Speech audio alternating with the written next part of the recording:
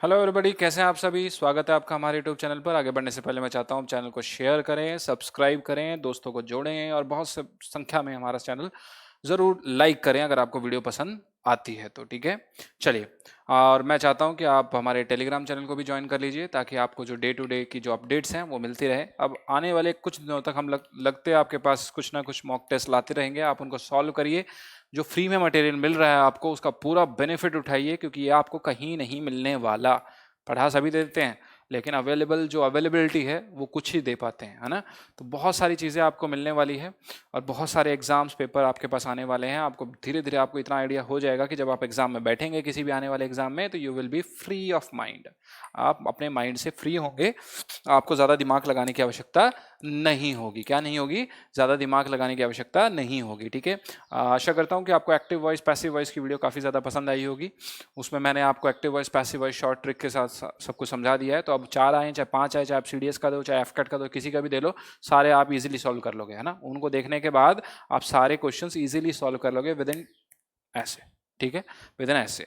अब चलिए, आज हमारा जो अगला टॉपिक है that is FCAT paper solve. ये 2015 का फर्स्ट पेपर था, ये एज इट इज आया था। आप अपने पेपर उठा के देख लीजिएगा, प्रीवियस ईयर पेपर में 2015 का फर्स्ट पेपर बिल्कुल वही था।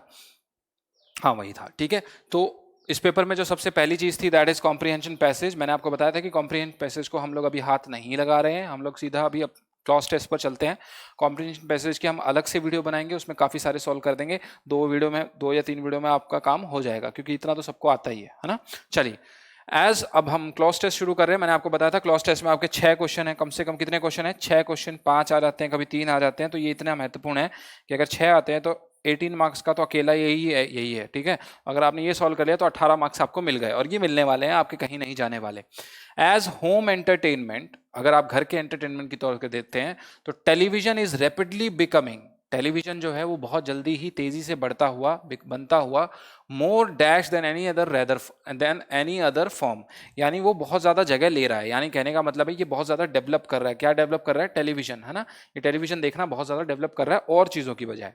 News broadcast becomes more immediate, अगर आप न्यूज देखना चाहते हो, उस पर ब्रॉडकास्ट करना चाहते हो, न्यूज पे टीवी पे ब्रॉडकास्ट करना चाहते हो, तो बहुत ईजिली हो जाता है वो। When people dash actually see the scene, जब लोग वाकई में किसी सीन को देखते हैं, dash question and the movement of the figures, फिर वो कुछ ऐसा करते हैं, यहाँ कुछ आएगा जिसकी वजह से वो मूवमेंट या उसके जो फिगर्स है उनके बारे में बताते हैं।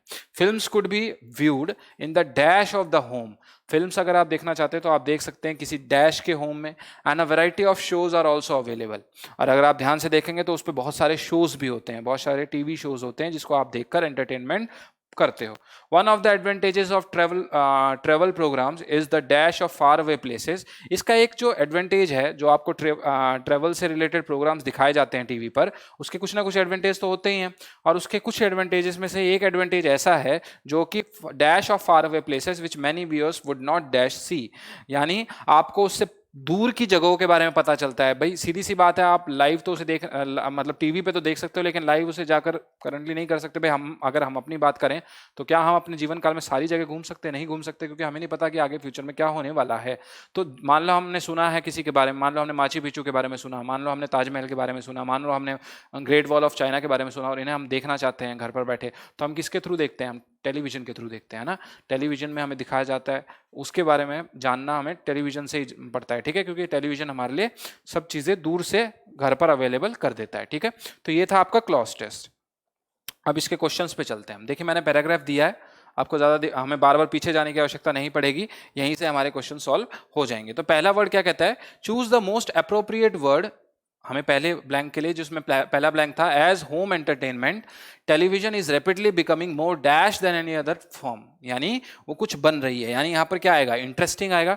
Television is rapidly becoming more interesting than any other form, मेरे को तो लग रहा है ऐसा कुछ। पॉपुलर आएगा, पॉपुलर आ सकता है, बिल्कुल आ सकता है। पावरफुल आएगा, becoming more powerful than any other form, नहीं पावरफुल तो नहीं बोलेंगे हम। पर्पसफुल आएगा, यानी वो और भी ज्यादा पर्पसफुल है हमारे लिए। नहीं, ये दोनों वर्ड तो बिल्कुल कैंसिल हो गए, ये दोनों वर्ड तो कैंसिल हो गए लास्ट के। तो बचता क्या है? पॉपुलर और इंटरेस्टिंग।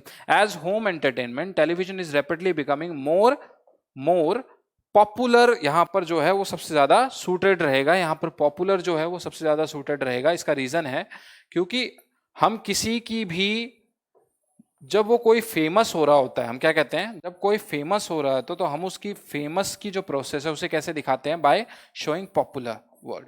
कैसे? By showing, by writing popular word. यानी जो टीवी है वो और चीजों से क्या बन रहा है, पॉपुलर बन रहा है, फेमस बन रहा है, और चीजों से क्या बन रहा है, फेमस बन रहा है। इंटरेस्टिंग तो पता नहीं इससे कितनी ज्यादा इंटरेस्टिंग होगी चीजें, है ना। इंटरेस्टिंग तो नहीं है, इंटरेस्टिंग तो यहाँ पर यूज ही नहीं किया जा सकता, ठीक है। तो पॉपुलर यहाँ पर क्यों यूज किया जाएगा, क्योंकि पॉपुलर किसको दर्शाता है, famous, to be famous, to be famous. तो यहां पर क्या वर्ड सही रहेगा, पॉपुलर सही रहेगा। क्या रहेगा, पॉपुलर सही रहेगा। नेक्स्ट पे चलते हैं हम लोग।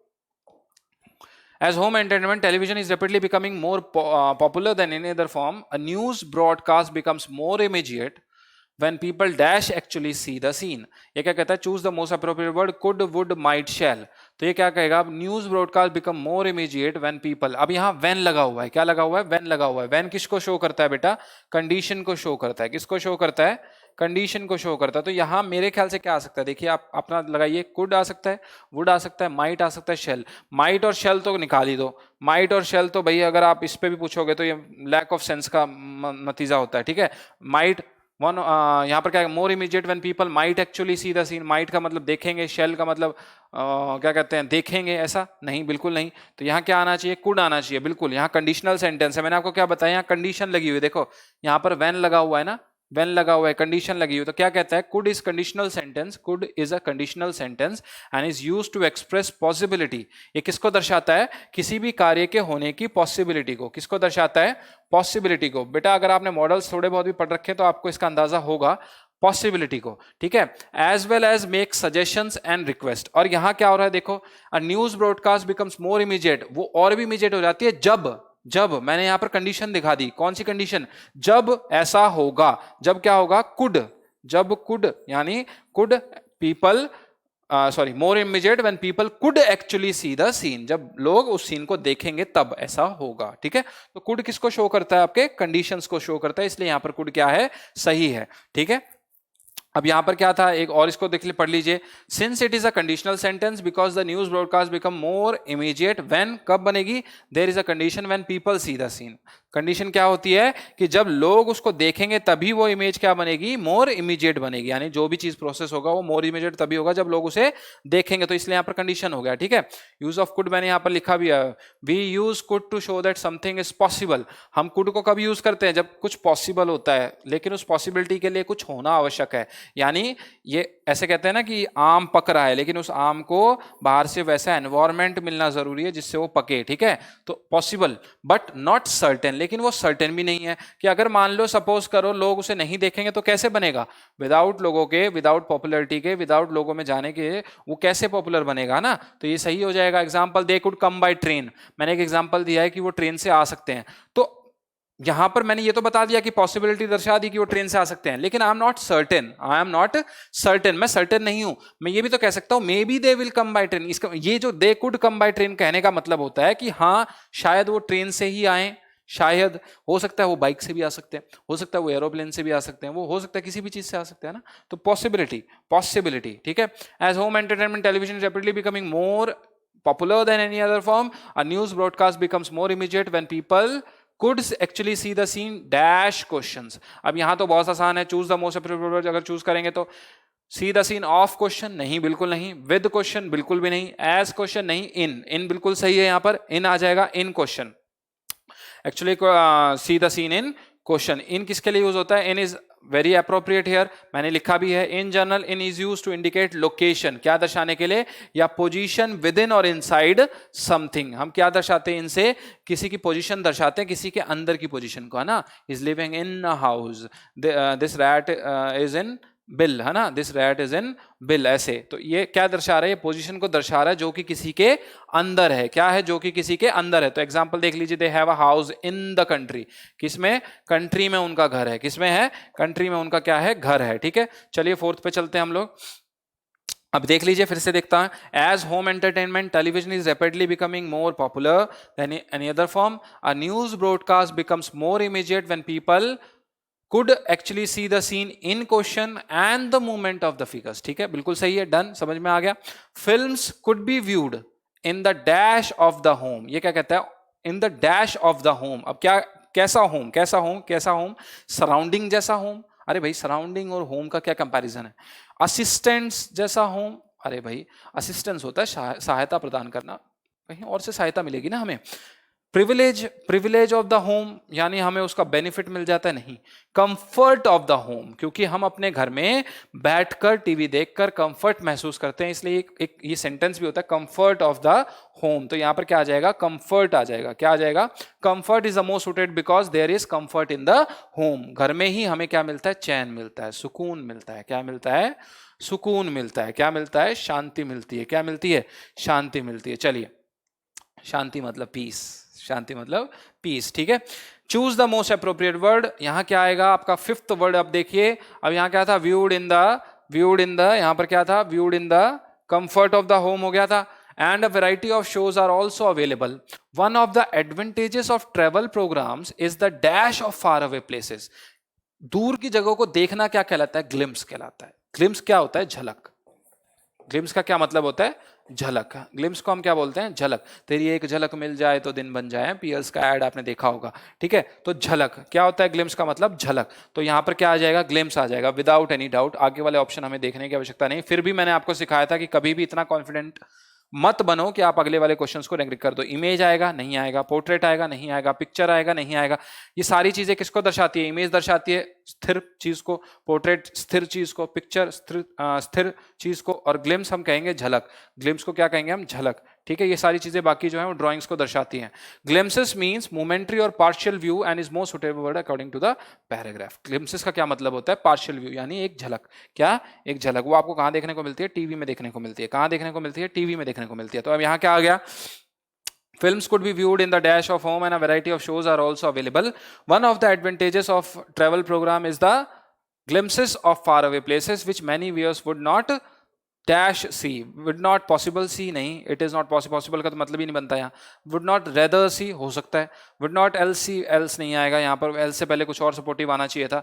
otherwise see, otherwise मुझे बिल्कुल परफेक्ट लग रहा है। यहाँ क्या आना चाहिए? otherwise आना चाहिए। क्या आना चाहिए? otherwise आना चाहिए। क्या आना चाहिए? अदरवाइज आना चाहिए। देखिए ऑप्शन को, अदरवाइज बिल्कुल सही है। यहाँ पर मीनिंग अगर आप निकालना चाहते हैं सेंटेंस का, is the glimpses of the far away places which many viewers would not otherwise see. Otherwise यहाँ पर क्यों यूज किया गया है? जो कि क्या है? जो कि लोग वाकई में देख नहीं पाते हैं। भाई जो रिच हैं वो तो सारी चीजें देख सकते हैं, वो तो सारी चीजें देख सकते हैं। वो तो किसी भी गांव, किसी शहर, किसी कस्बे, किसी सिटी, किसी बड़ी सिटी, किसी मेगा सिटी, किसी और उससे बड़ी सिटी, किसी ब्यूटीफुल सिटी, और बहुत सारी चीजें, ठीक है, वहां जाकर उन चीजों को देख सकते हैं। लेकिन हमारे जैसे लोग उन चीजों को नहीं देख सकते, क्योंकि हम डाउन है, हमें अपना खर्चा पानी देखना होता है, हमें सब कुछ देखना होता है, ठीक है। तो यहाँ क्या आ जाएगा? अदरवाइज आ जाएगा। क्या आ जाएगा? अदरवाइज आ जाएगा, ठीक है। तो अदरवाइज यहाँ पर सही ऑप्शन था। Choose the word which is nearest in meaning to the given word. अब नियरेस्ट आ गया तो क्या निकालना है आपको? सिनोनिम निकालना है। क्या निकालना है आपको? सिनोनिम निकालना है। पहला वर्ड आप देख लीजिए, आपका पहला वर्ड क्या है? इंट्रांसिजेंट। क्या है पहला वर्ड आपका? इंट्रांसिजेंट। पहला वर्ड क्या है? इंट्रांसिजेंट। अब किसके साथ जाना चाहेंगे? देखिए थोड़ा सा टिपिकल वर्ड है, लेकिन घबराने की जरूरत नहीं है। ऑथोरिटेटिव, ऑथोरिटेटिव या इम्पर्सनल या स्ट्रेनस या अनबेंडिंग। देखिए हम इसको समझते हैं। इंट्रांसिजेंट का मतलब होता है सैद्धांतिक। कोई भी चीज आपके प्रिंसिपल्स पर बेस हो। किस पर बेस हो? प्रिंसिपल पर बेस हो। Meaning unwilling to change one's view or to agree about something, or to agree about something यानी आप किसी पर थोपना चाह रहे हो, तू इसको गलत कहे, ये गलत है, लेकिन सामने वाला व्यक्ति उस चीज को मानने के लिए तैयार नहीं है। तुम उससे कहलवाना चाहते हो कि यार वो गलत कर रहा है तेरे साथ, उसको गलत कहे, लेकिन सामने वाला व्यक्ति वैसा कहना नहीं चाहता, वो मान नहीं रहा है आपकी बात को। तो इनट्रांसिजेंट का क्या मतलब होता है? Unwilling to change one's view or to agree about something. आप बहुत जल्दी ही किसी के ऊपर एग्री नहीं कर पाते, उसको क्या कहा जाता है? इनट्रांसिजेंट कहा जाता है, ठीक है।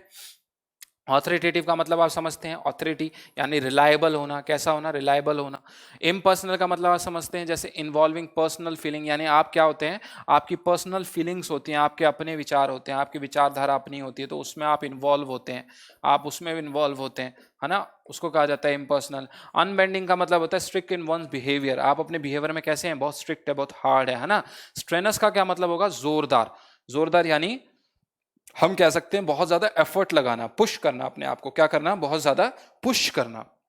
तो ऑथोरिटेटिव का और अनबेंडिंग का यहां पर मुझे लिंक आ रहा है, क्योंकि यहां पर क्या है, अनबेंडिंग जो है वो स्ट्रिक्ट इन वन बिहेवियर होता है, यानी कि कहने का क्या मतलब है, आप अपने विचारों को चेंज करने के लिए बाध्य नहीं हो और ना ही आप अपने विचारों को चेंज करोगे, नहीं करोगे, नहीं करोगे, क्या नहीं करोगे, विचार चेंज नहीं करोगे। तो इंट्रांसिजेंट और अनबेंडिंग आपके क्या है, सिनोनिम्स हैं, ठीक है। नेक्स्ट वर्ड पे चलते हैं, इंटिमिडेट, ये हम लोग कर चुके हैं, ये हम लोग कर चुके हैं। इंटिमिडेट मैंने कहा था ना, यहीं से उठ के आते हैं। इंटिमिडेट, मिसलीड, मिसप्लेस, फ्राइटन या डिमोरलाइज, क्या हो सकता है इसका, देखिए ध्यान से। इंटिमिडेट का मतलब क्या होता है, किसी को आप धमकाने लग जाते हो, स्कोल्ड करने लग जाते हो, धमकाना किसी को, ठीक है, गाली गलौज करना।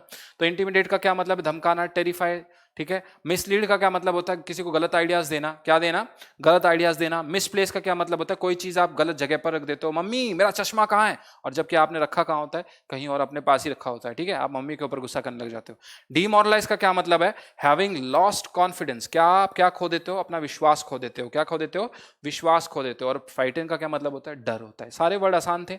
इंटिमिडेट और फ्राइटन जो है ये आपका जो है ऑलमोस्ट ऑल सिमिलर है। इंटिमिडेट का भी मतलब क्या होता है, टेरर, और फ्राइटन का भी क्या मतलब होता है, टेरर, डर, है ना, किसी को डराना, धमकाना, ऐसा, ठीक है। तो ये दोनों आपके क्या है, सिनोनिम्स है। स्पोरेडिक, क्या है नेक्स्ट वर्ड, स्पोरेडिक, क्या है आपका, स्पोरेडिक। एपिडेमिक, वर्लिंग, ओकेशनल या स्टेगनेंट, क्या होगा इसका, एपिडेमिक, वर्लिंग, ओकेशनल या स्टेगनेंट। देखिए ध्यान से, इस वर्ड को समझते हैं, सिनोनिम ही देखना है इसका। स्पोरेडिक का मतलब होता है कहीं कहीं, कभी कभी या कहीं कहीं, ओकेशनली हम इसको बोल देते हैं, कभी कभी आप इसको बोलेंगे, कहीं कहीं भी बोल सकते हैं, कभी कभी, ठीक है, ओकेजनली जो चीज होती है। और एपिडेमिक का मतलब आपको पता है, कोई डिसीज फैल जाता है ना, फेमाइन, मतलब जैसे हम प्लेग बोलते हैं, प्लेग एक डिसीज फैली थी, क्या फैली थी, प्लेग एक फैला था ना। तो एपिडेमिक क्या होती है, कोई डिसीज का फैल जाना किसी पर्टिकुलर टाइम पर। वर्लिंग का मतलब होता है गोल गोल, जैसे साइक्लोन, गोल गोल गोल गोल घूमे जाओ, है ना। तो वैसे ही cyclone, like this, how, like this, है ना। चलिए ऐसा हो जाएगा। वर्लिंग का मतलब टू टर्न, और स्टेगनेंट का क्या मतलब होता है, मोशनलेस। आपने देखा होगा ना, स्टेगनेंट वाटर हम बोलते हैं रुका हुआ पानी। क्या बोलते हैं, मलेरिया क्यों फैलता है, रुके हुए पानी से, रुका हुआ पानी, क्या है, रुका हुआ पानी, छोटी सी कहानी, ठीक है। स्टैग्नेंट का क्या मतलब होता है, मोशनलेस। तो स्पोरेडिक, और यहां पर जो आपका उत्तर हो जाएगा वो सी हो जाएगा, और सी में हमारे पास क्या था, ओकेशनल था। ओकेशनल यानी कभी कभी, तो सीधी सीधी बात है, ओकेशनली इसी को दर्शाते हैं। स्पोरेडिक का मतलब क्या होता है, ओकेशनली होता है, क्या होता है, ओकेशनली होता है, ठीक है। अब आ गया आपका नियरेस्ट, वापिस सिनोनिम आ गया। देखिए आपके 4 सिनोनिम और 4 एंटोनिम, तो यानी 8, और ये कितने हो गए, 24 मार्क्स का आपका ये होता है, आप देख लीजिए 24 मार्क्स का क्या होता है, 24 मार्क्स का आपका synonym antonyms. Genesis, next word क्या है आपका, जेनेसिस। जेनेसिस तो आप बता ही देंगे, जेनेसिस का क्या मतलब होता है, शुरुआत, शुरुआत, है ना। शुरुआत का क्या मतलब हो गया, बिगनिंग, क्या हो गया, बिगनिंग, क्या यही है, एक बार देख लेते हैं। बिल्कुल, जेनेसिस का मतलब होता है उत्पत्ति होना, किसी चीज से क्या होना, उत्पत्ति होना। यानी हम बोलते हैं ना कि ये मेरे ग्रैंडफादर थे, फिर उसके बाद मेरे पापा आए, फिर मैं आया, फिर मेरा बेटा आया, ऐसे। तो ये जो उत्पत्ति कहां से हुई, आपके ग्रैंडफादर से, यानी यहां से। तो इसको क्या बोलेंगे, जेनेसिस बोलेंगे, क्या बोलेंगे इसे, जेनेसिस बोलेंगे, इसे क्या बोलेंगे, जेनेसिस। जेनेसिस का क्या मतलब होता है, उत्पत्ति, मेरे साथ याद कीजिए, जेनेसिस का मतलब होता है उत्पत्ति, और इसका सिनोनिम क्या होता है, बिगनिंग, क्या होता है, बिगनिंग। और एंटोनिम क्या होगा, क्लोज, एंटोनिम क्या होगा, क्लोज, ठीक है। नियरली ऑपोजिट का क्या मतलब होता है, एंटोनिम फाइंड आउट करना। अब क्या फाइंड आउट करना है हमें, एंटोनिम फाइंड आउट करना है, ठीक है। एंटोनिम देखते हैं, मेलीवोलेंट, क्या है वर्ड आपका, मेलीवोलेंट, क्या है आपका वर्ड, मेलीवोलेंट। क्या काइंडली के साथ जाएंगे, वेकस, एम्बीवेलेंट या प्रिमिटिव। देखिए मेलीवोलेंट का आपको आंसर भी मिल गया होगा। मेलीवोलेंट का मतलब होता है रिवेंजफुल, किसी से क्या लेना, बदला लेना। आप किस भावना में जलते हैं, आप द्वेष आप मन में पाल लेते हैं कि मैं इससे बदला लूंगा, इसने मेरा ये बिगाड़ा है, मैं उससे बदला लूंगा। तो मेलीवोलेंट का क्या मतलब होता है, revengeful. To be evil minded, कैसा होना, इविल माइंडेड, यानी गंदे ख्याल आना, कैसा, गंदे ख्याल रखना, कैसे ख्याल रखना, गंदे ख्याल रखना, ठीक है। वेकस का क्या मतलब होता है, ब्लैंक, यानी आप खाली होते हैं, क्या होते हैं, ब्लैंक होते हैं, कैसे होते हैं, ब्लैंक, यानी खाली होना, ठीक है। और एम्बीवेलेंट का क्या मतलब होता है, मिक्स्ड फीलिंग, आपकी फीलिंग कैसी है, मिक्स्ड। आपको पहले वर्ड से क्या मिलता है, आपको रिवेंजफुल का पता चलता है, ठीक है। प्रिमिटिव का क्या मतलब होता है, प्रिमिटिव का मतलब होता है पहला, है ना, क्या मतलब होता है प्रिमिटिव का, पहला, प्रथम, फर्स्ट। तो काइंडली किसका ऑपोजिट हो गया, मेलीवोलेंट का हो गया, सीधी सी बात है। मेलिंट का क्या मतलब था, मेलीवोलेंट का क्या मतलब था, इविल माइंडेड। और आपका जो इसका ऑपोजिट है काइंडली, काइंडली का क्या मतलब होता है, अच्छा, है ना, अच्छा, तो मैंने आपको कहा था ना, अगर आपको वोकैब सीखनी है तो आपको इसके मीनिंग आने चाहिए। क्या आने चाहिए? मीनिंग आने चाहिए, ठीक है। चलिए नेक्स्ट वर्ड पे चलते हैं। पर्गेटरी, नेक्स्ट वर्ड क्या है? पर्गेटरी। क्या है next word? Purgatory. Reward, celestial, flawless या प्रॉक्सिमिटी? प्रॉक्सिमिटी। पर्गेटरी का मतलब होता है प्लेस और स्टेट ऑफ सफरिंग, यानी आप बहुत ज्यादा सफर कर रहे हैं, आप किसी को झेल रहे हैं, आपको बहुत दुख हो रहा है, आपको किसी कारणवश आपको झेलना पड़ रहा है कुछ, है ना। Inhabited by the souls of sinners who are expiating their sins before going to heaven, यानी क्या हो गया कि वो हेवन में जाने से पहले आपको कुछ ना कुछ ऐसा छोड़ गए, आपके लिए कुछ ऐसा, मतलब आपके लिए ऐसा कुछ थोप गए आपके ऊपर, जिसकी वजह से आपको क्या करना पड़ रहा है? आपको सफर करना पड़ रहा है, आपको झेलना पड़ रहा है, आपके पूर्वजों की वजह से। किसकी वजह से? आपके पूर्वजों की वजह से। तो देखिए, रिवॉर्ड का मतलब अचीवमेंट, सेलेस्टियल का मतलब आउटर स्पेस, ठीक है, वो आप देख ही सकते हैं। फ्लॉलेस का मतलब परफेक्ट, और प्रॉक्सिमिटी का मतलब क्लोजनेस। तो यहां पर किससे पता चलता है? यहां पर सेलेस्टियल से हमें इसका पता चल रहा है। किसका पता चल रहा है? सेलेस्टियल का। सेलेस्टियल का क्या मतलब होता है? Outer space as observed in astronomy. तो पर्गेटरी का क्या मतलब? पर्गेटरी किसके ऑपोजिट हो गया? Nearly opposite to celestial. किसके ऑपोजिट बेटा? सेलेस्टियल के, है ना। नेक्स्ट वर्ड पे चलते हैं। क्लीमेंसी, नेक्स्ट वर्ड क्या है? क्लीमेंसी। क्या है नेक्स्ट वर्ड? क्लीमेंसी। ये सारे वर्ड बड़े आसान से हैं, देख लीजिए आप। ऑप्शन का देखते हैं हम लोग सीधा। क्लेमेंसी का मतलब होता है सिंपथी होना, किसी से क्या रखना? सिंपथी, या किसी से बहुत लगाव रखना, हम कह सकते हैं। किसी पर दया होना, क्या आना? दया आना। किसी पर क्या आना? दया। वो तारक मेहता वाली दया नहीं, ये दया हम अब जो करते हैं लोगों पर, गरीबों पर दया करना, ठीक है, वैसी वाली दया। और कॉर्पोरल का क्या मतलब होता है? पैटी ऑफिसर होता है। कॉर्पोरल कौन होता है? रैंक होती है, आपको तो पता ही होगा ये तो, है ना। कॉर्पोरल क्या होती है? पैटी ऑफिसर की रैंक होती है। या हम कॉर्पोरल सीधा आपका एयरफोर्स में भी होता है। किस में होता है? एयरफोर्स में भी होता है रैंक, है ना। कॉर्पोरल, सार्जेंट, है ना। इनटॉलरेंस का मतलब क्या होता है? जब आप बहुत ज्यादा चीजें मतलब टॉलरेट नहीं कर पाते हो, आप एक्सेप्ट नहीं करना चाहते, आपको पता है कि वो सही है, लेकिन आप उस चीज को एक्सेप्ट नहीं करना चाहते, ठीक है। और कॉम्प्रोमाइज का क्या मतलब होता है? भाई दो लड़ाइयां, भाई आपस में किसी के साथ लड़ाई हो गई, लेकिन बाद में क्या हुआ? आप लोगों ने बैठकर उसके ऊपर सेटलमेंट कर ली, कॉम्प्रोमाइज करना पड़ा आपको, ठीक है। वो बहुत ज्यादा पावरफुल थे, तो आपको उसकी वजह से कॉम्प्रोमाइज करना पड़ा, ठीक है। सेंसिबिलिटी का मतलब क्या होता है? Quality of being able to appreciate and respond to complex emotional or aesthetic influences. क्या मतलब होता है? आप बहुत सेंसिबल हो, कहने का क्या मतलब? आप बहुत जल्दी ही सामने वाले को माफ कर देते हो, आपको समझ है। क्या है? सूझबूझ है। क्या है? समझ है। तो यहाँ पर क्लीमेंसी, इसका नियरली अपोजिट क्या होगा? इनटॉलरेंस हो जाएगा। इनटॉलरेंस हो जाएगा। क्लेमेंसी का क्या मतलब होता है? सिंपथी। और इनटॉलरेंस का क्या मतलब होता है? Unwillingness to accept views. अब दोनों एक दूसरे के क्या हो गए? अपोजिट हो गए, है ना। कैजोल, नेक्स्ट वर्ड क्या है आपका? कैजोल। कैजोल का मतलब देखते हैं हम लोग। कैजुअल का मतलब होता है to persuade someone to do something they might not want to do. Casual का मतलब होता है जबरदस्ती किसी से कुछ करवाना जो वो करना नहीं चाहते, ठीक है। बाय प्लीजेंट टॉक, आप क्या करते हो? उसको फिर लालच देते हो। कैसा लालच? जैसे मम्मी देती है ना, बेटा शुरू में तो डांटती रहेंगी, लेकिन जब उनको लालच देना होगा तो कैसा लालच देगी? बेटा तू ये काम करेगा तो मैं तेरे को इतने रुपए दूंगी, या मैं तेरे को इतनी चॉकलेट दूंगी। उसको क्या कहा जाता है? कैजुअल कहा जाता है। क्या कहा जाता है उसे? कैजुअल कहा जाता है। और नेस्ले को क्या कहा जाता है? सेटल विद इन और अगेंस्ट समथिंग, यानी किसी के खिलाफ बैठना या किसी के खिलाफ कुछ करना, ठीक है। सीड का क्या मतलब होता है? सीड इसको बोला जाता है, सीड बोला जाता है इसको। Means withdraw formally from membership of a federal union, alliance और पॉलिटिकल और रिलीजियस ऑर्गेनाइजेशन। आप क्या करते हो? आप अपने आप को विड्रॉ कर लेते हो किसी ऑर्गेनाइजेशन से या किसी अलायंस से। आपका कोई संपर्क था किसी से, उससे अपने आप को पीछे खींच लेना। पीछे खींचने का मतलब हाथ पीछे कर लेना कि मैं उसमें इन्वॉल्व होना नहीं चाहता, ठीक है। और बुली का मतलब क्या होता है? Using superior strength or influence to intimate someone, typically to force them to do something. और बुली क्या होता है? धमकाना, किसी को क्या करना? धमकाना। आप किसी को धमकाकर कोई काम करवाओ अपनी ताकत के बल पर, उसको कहा जाता है बुली, ठीक है। मॉइस्चर का मतलब होता है स्लाइटली वेट, जो गीला है, जैसे मॉइस्चर नेचर होता है ना, जैसे हवा में नमी होना। क्या होना? हवा में नमी होना। तो कैजुअल किसका ऑपोजिट हो गया? बुली का हो गया। कैजुअल का मतलब क्या था? प्यार से किसी को कुछ काम मनवाना। और बुली का क्या मतलब था? स्ट्रेंथ से, ताकत से किसी से काम मनवाना। अब वही मम्मी अगर आपको कहे कि करता है कि नहीं करता, अभी बताऊं तेरे पापा से, मारू तेरे डंडे, मारू तेरे बेलन, ऐसी वाली, ठीक है, वो बुली हो जाएगा, ठीक है। और मम्मी यही कहे कि भाई नहीं, मैं तेरे को प्यार से, मतलब कहने का मतलब है कि भाई आपको टॉफी दे के काम करवाना चाहती हूँ या आपको पैसे देकर काम करवाना चाहती हूँ, तो इससे क्या हो जाएगा? कैजुअल। क्या हो जाएगा वो वर्ड? कैजुअल, ठीक है। Choose the word that best defines the given phrase. अब फ्रेज को जो डिफाइन करता है वो वर्ड हमें चूज करना है। That is in wheel and वो।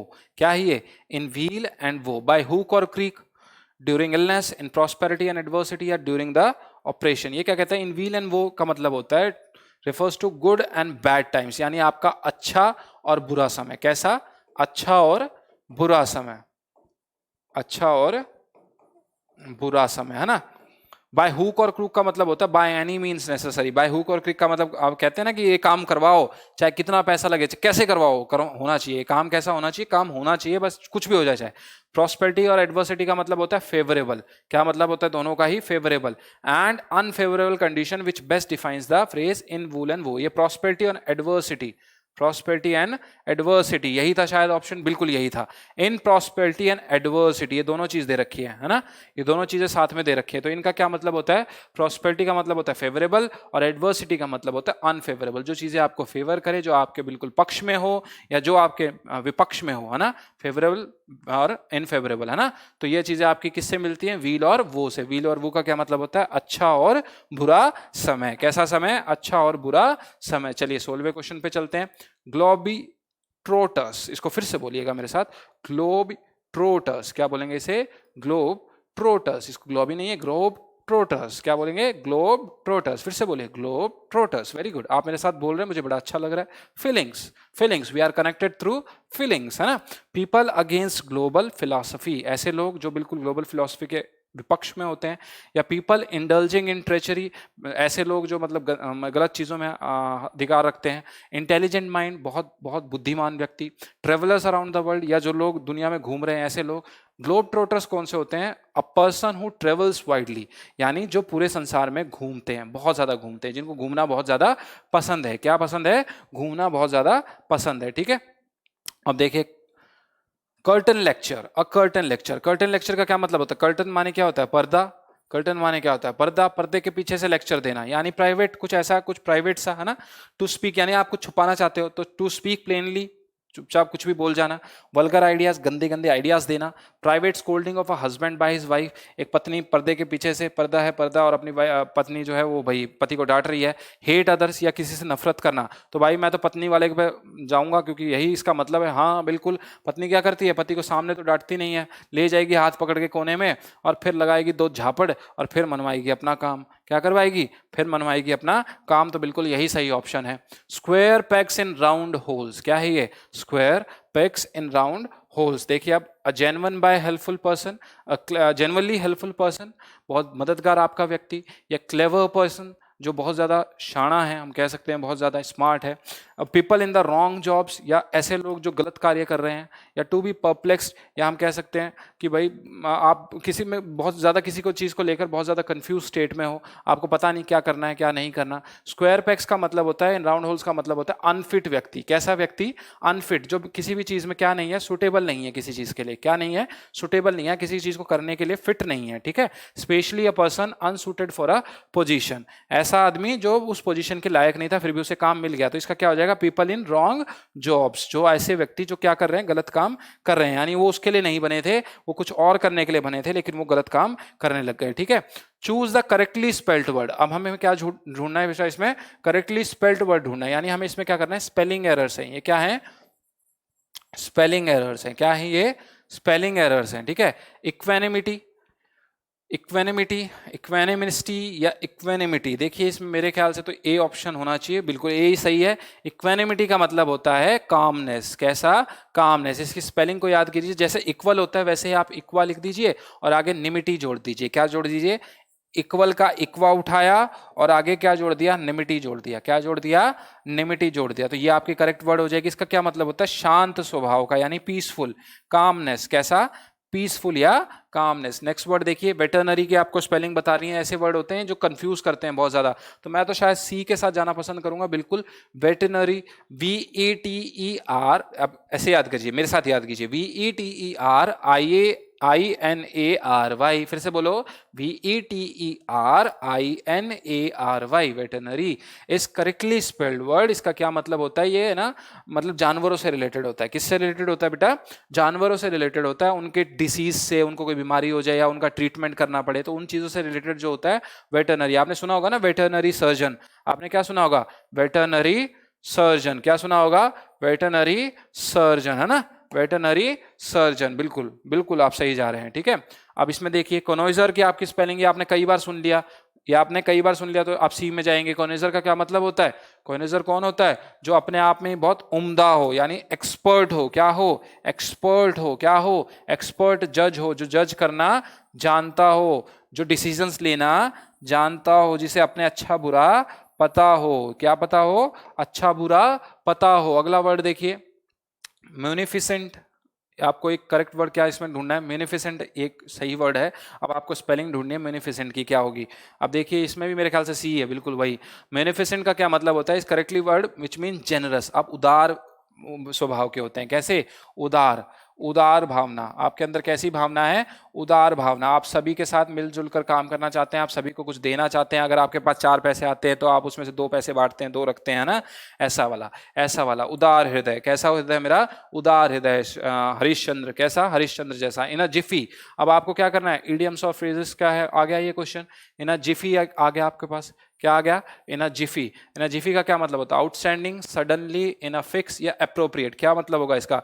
इन अ जिफी का मतलब होता है राइट अवे, इमीडिएटली। कैसे? क्विकली। ये हम लोग पहले कर चुके हैं। इन अ जिफी का मतलब होता है क्विकली, जल्दी जल्दी करना। क्या करना?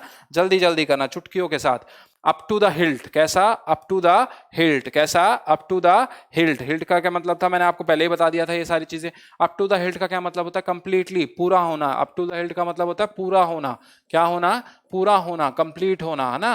पूरा होना, कंप्लीट होना। अप टू द हिल्ट का क्या मतलब है? To the maximum degree. बिल्कुल सही हो जाएगा ये आपका। मैन ऑफ लेटर्स, ये भी मैंने आपको बता दिया था। मैन ऑफ लेटर्स भी मैंने, आप देखिए सारे क्वेश्चन वहीं से उठे हुए हैं। मैन ऑफ लेटर कौन सा होता है? A literary person, author. क्या बोल सकते हो आप? ऑथर किसी को बोल सकते हो। लिटरेरी पर्सन जो क्या लिखता है? राइटर होता है। जो क्या करता है? बुक्स लिखता है, बुक्स कंपोज करता है, उसको क्या कहा जाता है? मैन ऑफ लेटर्स कहा जाता है। क्या कहा जाता है? Man of letters. और सेंग फ्रॉइड, अगला वर्ड आ गया आपका सेंग फ्रॉइड। और सेंग फ्रॉइड का क्या मतलब? ये भी आप कर चुके हो 100%, ये भी आप कर चुके हो बिल्कुल। सेंग फ्रॉइड का मतलब होता है कामनेस, शांत, है ना? शांत स्वभाव या पीसफुल। क्या बोल सकते हैं हम उसे? पीसफुल। या कंपोज, टू बी कंपोज यानी कंपोजर। कैसा?